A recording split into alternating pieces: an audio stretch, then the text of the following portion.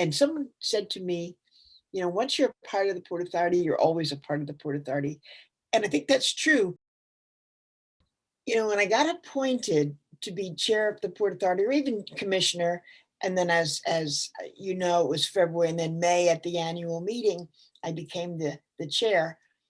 I knew the Port Authority was big. I knew it had lots of things to do with daily life. I come from Bergen County, New Jersey, so I knew that it had lots to do with what went on in our lives.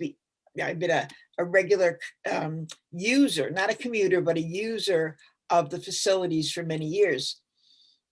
But I will tell you, I had no idea of truly how dynamic, how enormous, how absolutely amazing the Port Authority of New York and New Jersey was until I was there. Absolutely phenomenal in what it does. But until you're there, you have no concept. You think you know it, but you don't until you're there. What was the first thing that you would have felt, really came as a surprise in terms of the breadth of the agency once you settled into that chair's chair? I was driving down the turnpike. I had my dad in the back seat with my son, who was he was probably still 2 at that point. And I was driving down the New Jersey Turnpike, and I looked down the right-hand side out the window, and there was Newark Airport, which obviously is Port Authority controlled. And then I looked across on the left, and I saw Port Newark, and suddenly the immensity of those two things. And I thought, I'm the chairman of the board of this agency that's just 2 of those things. And then you begin to think of all the other things, not only that the Port Authority does, but the facilities that it has. And that's when I really understood the enormity of what the Port Authority is, but also the opportunity that the Port Authority had to do so much good in the region. It was phenomenal. The time that you served, for almost all the time that you served, were rather good economic times within the New York and New Jersey region, different from, every chairperson comes in at a different moment, and New York was doing pretty well and New Jersey was doing pretty well at that moment. How would you describe the culture of the agency itself? When I became chair, it was good times in that part of the 90s. And Governor, as you know, there's 2 people who count in the Port Authority for the most part, 2 chairs, one the governor of New Jersey, the other the governor of New York. So I came in many ways as Governor Christie Whitman's agent. And she had thoughts about what the Port Authority needed to do and what she wanted to do with the region as a whole and increasing business. I came in with the first Governor Cuomo, and then shortly after that, Governor Pataki came in, and they both had their agenda. And I don't mean that in a bad way. They had their perspective and their ideas and their goals. So all of the governors under which I served had ideas, and therefore they became my ideas as well. I had some personal things that I wanted to do as I got there. I want to make sure staff was protected as much as possible. I wanted to see us to keep moving forward. We always have, there's so much traffic, and how do you handle it? And as wonderful as our bridges and tunnels and other transportation hubs are, they get a lot of abuse, they get a lot of use, and they get to be old. So it used to be, you'd start at one end of the George Washington Bridge and you paint the whole thing. And then when you got to the end, you'd come back and start it all over again. So we had to spend, I don't know, 30 or 40 million on the air shafts of the Holland Tunnel. It always needs repair. And in transportation, as you know, there's almost nothing that's a little repair or a little change. You're talking about big dollars, which means lots of employment opportunities, but also lots of costs. There's nothing that's inexpensive that I have found in transportation. Well, you just mentioned, in terms of job opportunities, the Port Authority is also an engine for creating jobs, correct? In terms of absolutely absolutely an engine for creating jobs. Absolutely. One of the assets of the Port Authority that isn't as appreciated on the New York side, but is absolutely valued on the New Jersey side, is Newark Airport. That Yeah, you're right. On both counts. It's not appreciated on one side. It's very valuable on the other side. And that works both ways. New Jersey's not terribly appreciative of Kennedy or LaGuardia in those days, but they're important. But yes, you're right. Newark Liberty International Airport is extremely valuable to New Jersey. It's not only are the passengers, but it's the freight that comes in. It's a hub of getting people and goods from place to place. It's across the turnpike from Port Newark, which is also, excuse me, a nice interconnection. And it's extremely valuable. And the work that we do there takes a lot of people to do the work. You had an idea when you were, I believe, when you were the chair at Newark. Yeah. There was a need for airport expansion, if I'm correct, but there was something in the way. Yes.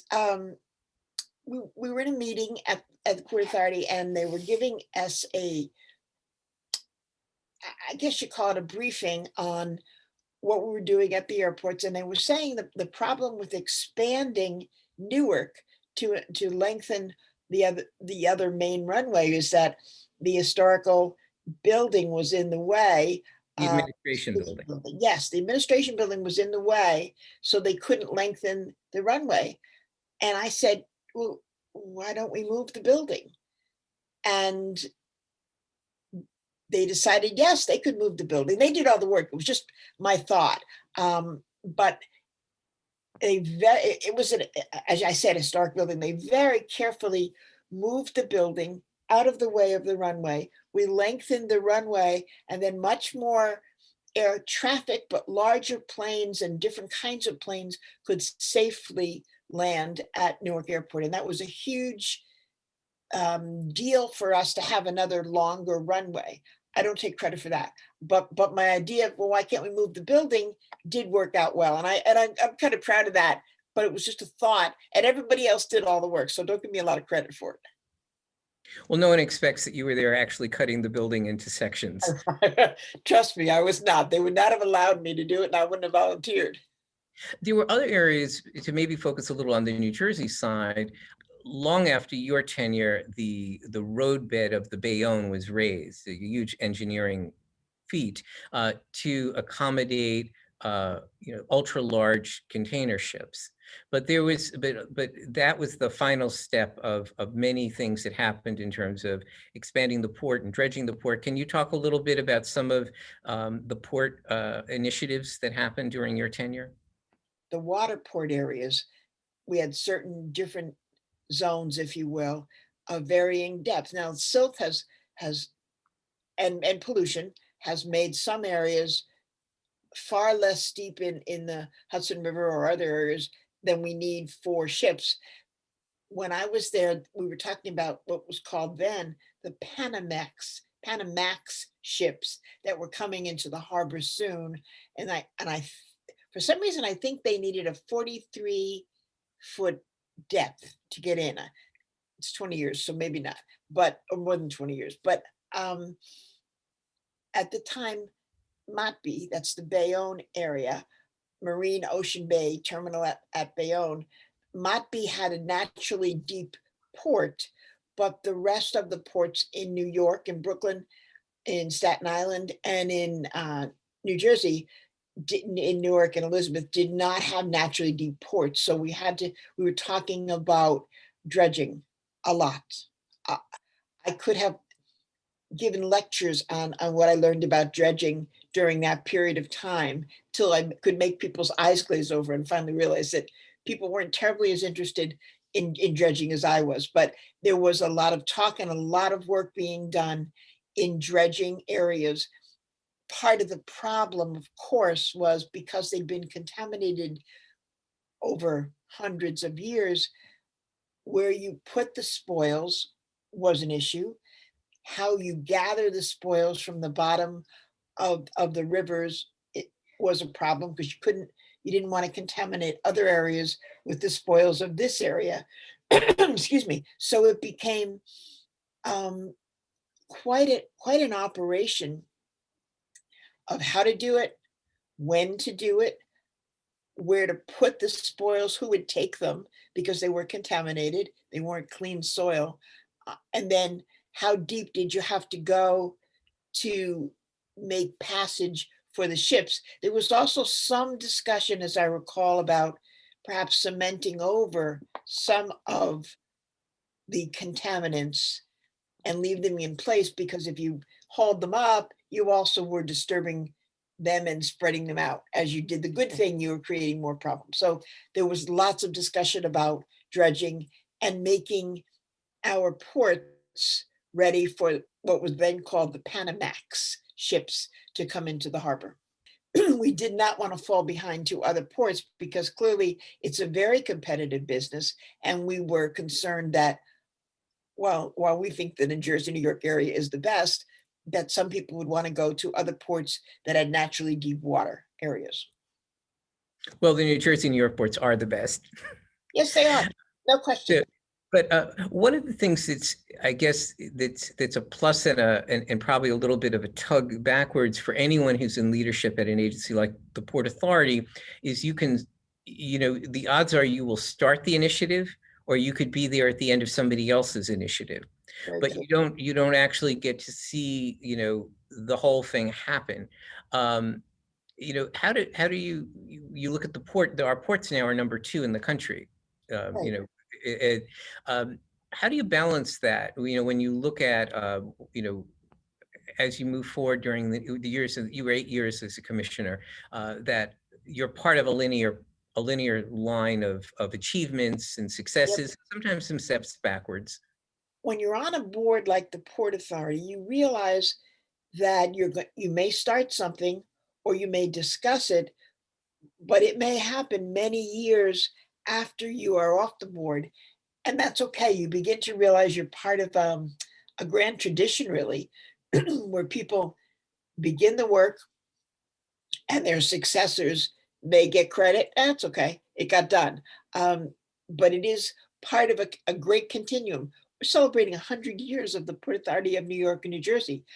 Clearly, there's many people before me, there's many people with me, there's many people after me who have done marvelous things. So when you're on the board, you work really hard and you think you got the solution. We spent an enormous amount of time talking about the bus station, the bus terminal in New York City, in Manhattan.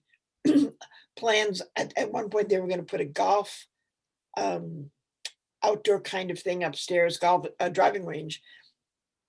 We talked about making improvements to it, and we did make some improvements, but it was still old. And now, all these years later, it's still old. And I understand that the plans are moving forward to replace the existing Port Authority with a new Port Authority.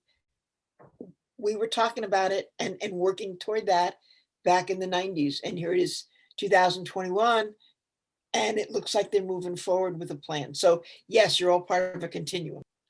Well, on that, I want to sort of take you to a very significant moment in that continuum of the Port Authority and certainly for your time on the board, to the summer of 2001. Can you talk a little about the beginning of that summer? A lease is signed with Larry Silverstein, about that moment early in that summer. In the summer of 2001, the sale of the World Trade Center was a very big agenda item, if you will, for the commissioners, the 6 New York, 6 New Jersey commissioners. We had spent months, and I was not part of the selection team, although I certainly was part of the voting for the choice that we made. But the team, which was a very small team of staff and one commissioner, I believe, I think Alan Filibosian was the commissioner who was part of that.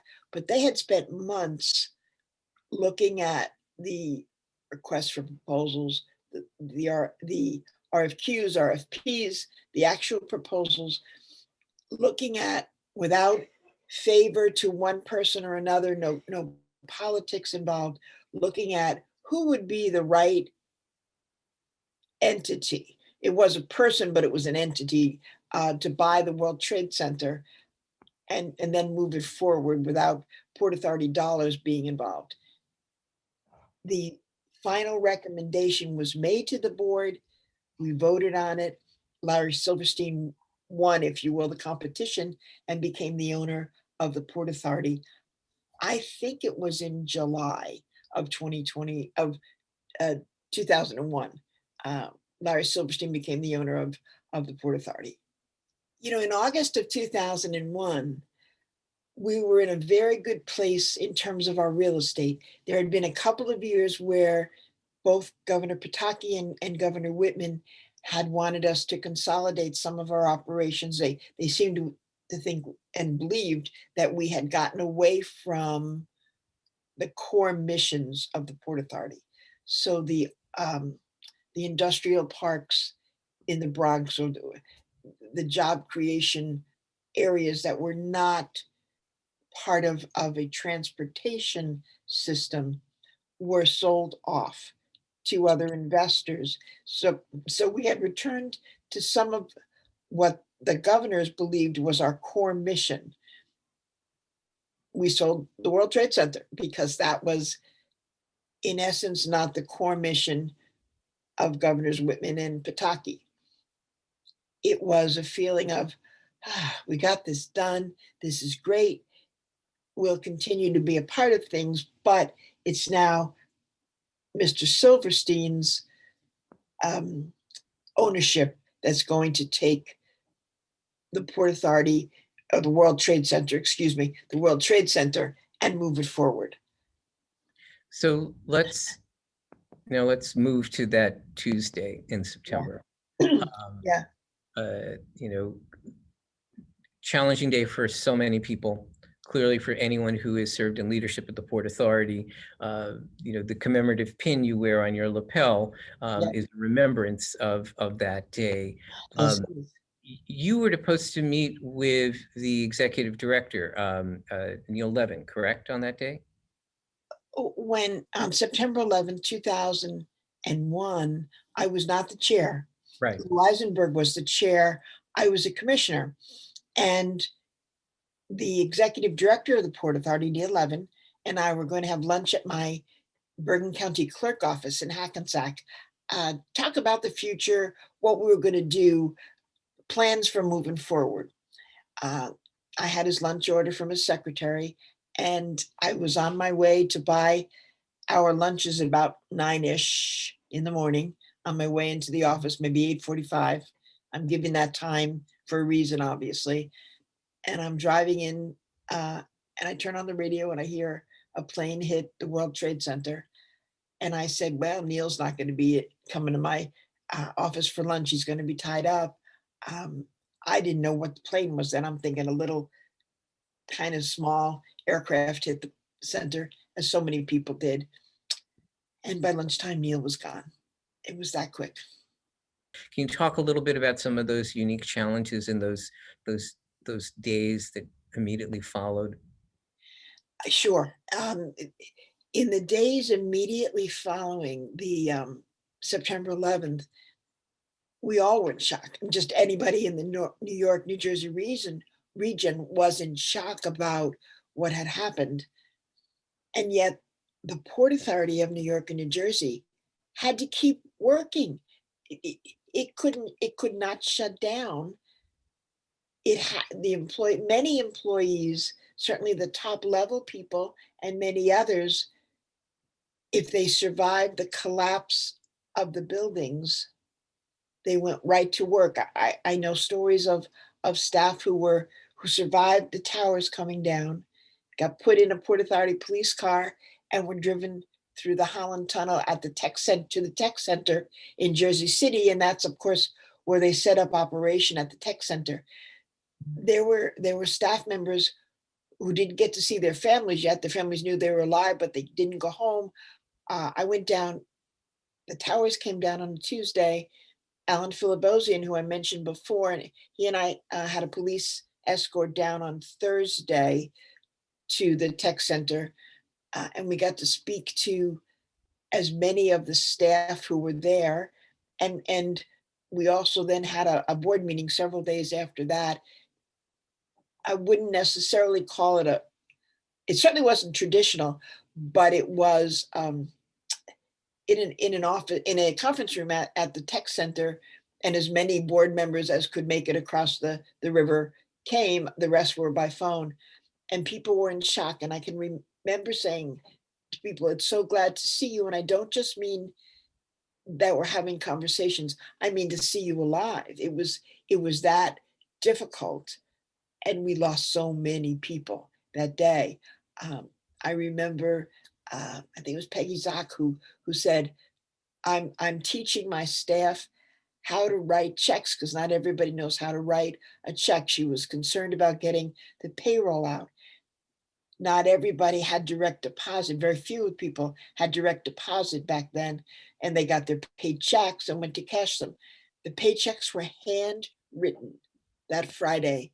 I mean, everybody got paid. Nobody was in trouble financially or distressed. If they worked for the Port Authority, they got their check. Even though they were handwritten checks for the Port Authority, Peggy had her staff doing that, even though she lost her brother in the collapse of, I think, Tower 2. It was a phenomenal day, and there's how the staff kept working.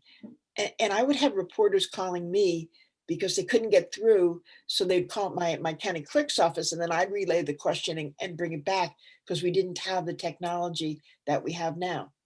We had the recovery plan because somebody plucked it off the shelf as he was leaving the building, and it was in his briefcase, and we had our recovery plan.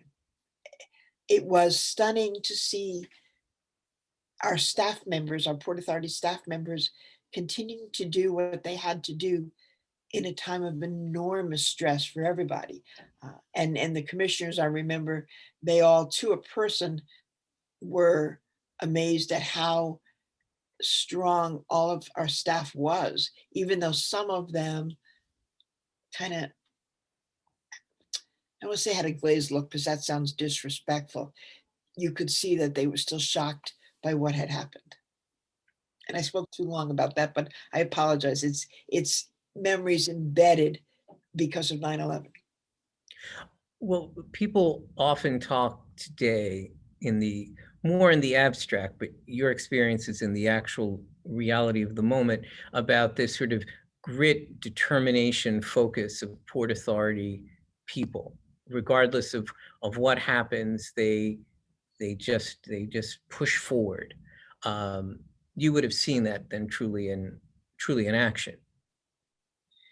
When you talk about Port Authority staff and commissioners too, but it's the staff, the line workers, and the people who work every day.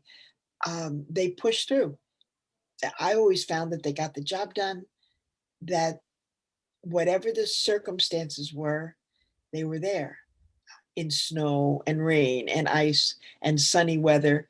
They did their jobs. They were phenomenal. The staff with whom I interacted, and obviously some of it were the upper levels, the topmost levels, but I got to meet a lot of the other people who were not at the top.